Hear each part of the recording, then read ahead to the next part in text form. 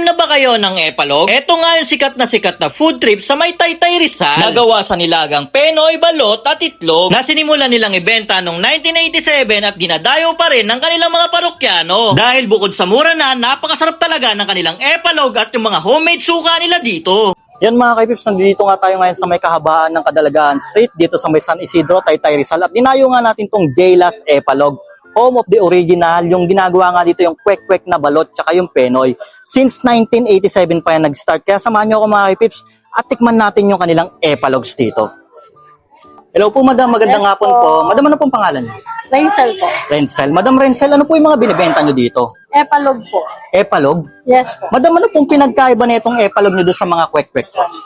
Ano siya sir, yung amin po kasi ay kakaiba kasi may penoy, may itlog, sa kabalo. Bali, tatlong piraso at tatlong klase po pala yung binibenta nyo dito. Madam, matanong ko na rin po, kailan nag-start tong epalog na to? Ano po, since 1987 pa po. 1987. Yes po. Nakakailang piraso po kayo dito sa isang araw? Pag piraso po, 1.5. Pag per tray, 15. Ang dami po pala, no? Yes po. Madam, matanong ko na rin, madam, no? Anong oras po nag-open tong store nyo? Open po kami 9 to 9. 9 ng umaga hanggang 9 ng gabi. Madam, pa-order po ako ng ng isang penoy tsaka balot po. Apo. Thank you po.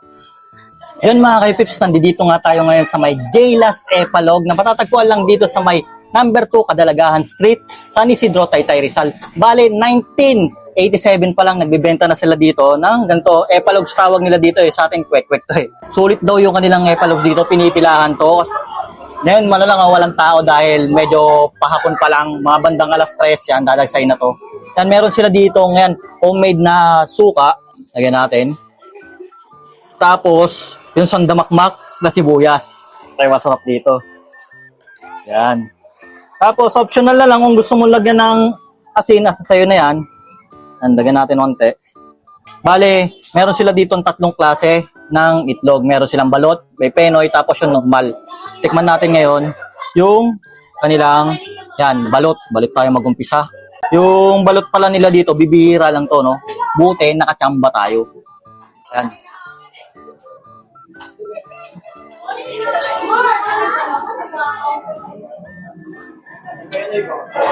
Ang sarap ng nila, yung breadings na ginamit nila. Hindi siya yung natural na pang kwek-kwek. Para sa yung sa oko, yung sa galapong. May alat na siya. Tapos nagmimix sa kanya yung sarap ng balot at yung sarap ng suka nila dito. Masarap yung suka nila. The best. Atin sa Manila, bihira yung ganito, no? Sarap.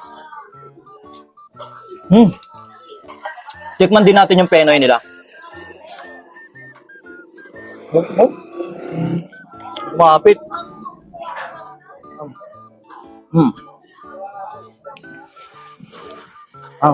Laki niya na. Laki. Penoy.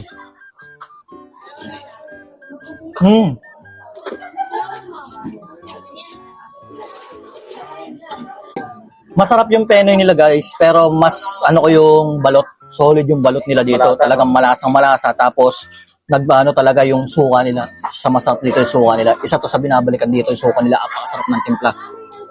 Sulit. Bali mga kayo pips, open nga pala sila dito ng 9 AM to 9 PM. Dito lang ulit yan sa may Jaylas Epalog. Dito lang yan sa may Kadalagaan Street, San Isidro, Taytay Rizal. Kaya kung ganito yung trip yung food trip, lumayo na kayo dito. Napakasarap.